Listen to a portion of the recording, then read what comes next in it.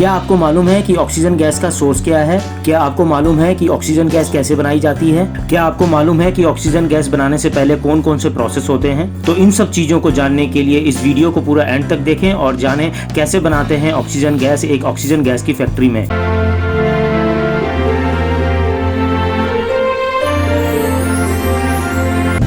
नमस्कार दोस्तों, आपका स्वागत है मेरे चैनल शरद जी में, जिसके ऊपर हम आपके लिए लेकर आते हैं मोटिवेशनल और इन्फॉर्मेटिव वीडियोस। तो आज के इस वीडियो में हम बात करेंगे कि ऑक्सीजन गैस कैसे बनाते हैं। हम जानेंगे कि ऑक्सीजन गैस बनने का पूरा प्रोसेस कैसा होता है किसी एक फैक्ट्री में। तो सबसे पहले तो हम ये जानेंगे कि ऑक्सीजन गैस हम लाते कहाँ से हैं। तो आपकी जानकारी के लिए हम बता दें कि ऑक्सीजन यानी O2 गैस और कहीं से नहीं बल्कि हम एटमॉस्फेयर से लेते हैं, और एटमॉस्फेयर की एयर से ही हम ऑक्सीजन गैस का प्रोडक्शन निकालते हैं। इसी एटमॉस्फेरिक एयर से हम O2 को अलग कर लेते हैं और फिर इस O2 गैस को यानी ऑक्सीजन गैस को हम एक सिलेंडर में भर लेते हैं। मगर O2 यानी ऑक्सीजन गैस को एटमॉस्फेरिक एयर से अलग करना इतना आसान नहीं होता है। उसके लिए हमें कई चरणों से गुजरना होता है, जिनमें से सबसे पहला चरण होता है फिल्ट्रेशन का, और फिर दूसरा चरण होता है कंप्रेशन का। उसके बाद हम करते हैं डिस्टिलेशन, और डिस्टिलेशन के प्रोसेस में हम ऑक्सीजन गैस को अलग कर लेते हैं और फिर उसके बाद उस ऑक्सीजन गैस को लिक्विड फॉर्म में गैस के सिलेंडर में भर के मार्केट में सप्लाई किया जाता है। तो आइए समझ लेते हैं पूरे ऑक्सीजन गैस को सेपरेशन करने की तकनीक को। हमारे चारों तरफ जितना भी एटमॉस्फेयर है, उस एटमॉस्फेयर में 21% ऑक्सीजन होता है, 78% नाइट्रोजन और 1% आर्गन होता है। साथ ही साथ इन गैसों के साथ कई तरह के मॉलिक्यूल और डस्ट पार्टिकल ऐड होते हैं। तो हम सबसे पहले एटमॉस्फेरिक एयर को लेते हैं और हमारा पहला चरण स्टार्ट होता है, जिसको कहते हैं फिल्ट्रेशन।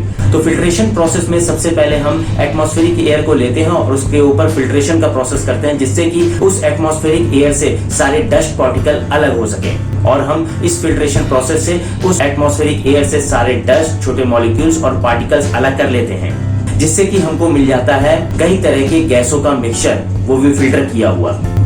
अब फिल्ट्रेशन के प्रोसेस के बाद हमारा प्रोसेस आता है कंप्रेशन का। फिल्ट्रेशन के प्रोसेस के बाद हमें जो गैसों का मिक्सचर मिलता है, उसमें कई तरह के गैस मिले हुए होते हैं, जिसमें से कि हमको ऑक्सीजन गैस यानी O2 गैस को अलग करना होता है। इस ऑक्सीजन गैस यानी O2 गैस को अलग करने के लिए हम स्टार्ट करते हैं दूसरा प्रोसेस, जिसको कि हम कहते हैं कंप्रेशन।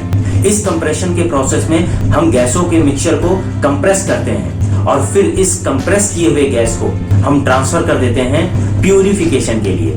अब बात आती है कि हम इस गैस के मिक्सचर को प्यूरिफिकेशन के प्रोसेस से क्यों गुजारते हैं, जबकि हमने पहले ही सारी गैसों को फिल्टर कर लिया है, जिससे कि सारे डस्ट पार्टिकल अलग कर लिए गए हैं। तो इस प्यूरिफिकेशन के प्रोसेस को हम इसलिए करते हैं जिससे फिल्टर किए हुए गैस के मिक्सचर में से पानी को अलग किया जा सके, कार्बन डाइऑक्साइड को अलग किया जा सके और हाइड्रोकार्बन्स को अलग किया जा सके, ताकि जब हम इसको ठंडा करके गैस के सिलेंडर में भरें तो ये बर्फ या सूखी बर्फ के रूप में जम ना जाए। इसलिए ये प्यूरिफिकेशन का प्रोसेस होना बहुत जरूरी होता है। इस प्यूरिफिकेशन के प्रोसेस में कार्बन डाइऑक्साइड, हाइड्रोकार्बन्स और पानी को अलग करने के बाद बची हुई गैस को लिक्विड फॉर्म में कन्वर्ट किया जाता है, और लिक्विड फॉर्म में कन्वर्ट करने के लिए हम इस गैस को एक चैम्बर में डालते हैं और इसके टेम्परेचर को 173 डिग्री माइनस में ले जाते हैं, जिससे गैस का मिक्सचर काफी ठंडा हो जाता है और ये गैस का मिक्सचर लिक्विड फॉर्म में कन्वर्ट हो जाता है।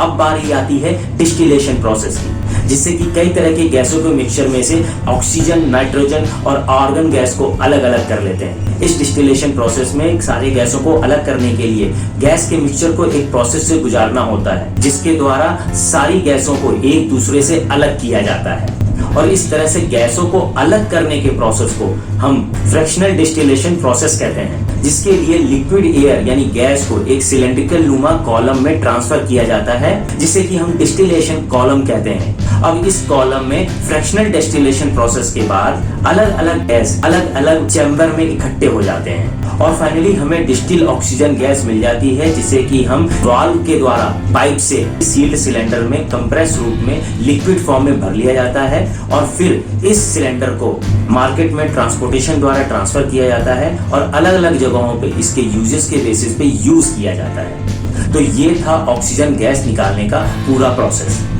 आपको और भी किसी तरह की जानकारी चाहिए तो हमें कमेंट बॉक्स में लिख सकते हैं और इसी तरह के इंफॉर्मेटिव वीडियो के लिए हमारे चैनल को सब्सक्राइब कर सकते हैं। तो मिलते हैं नेक्स्ट वीडियो में इसी चैनल पे।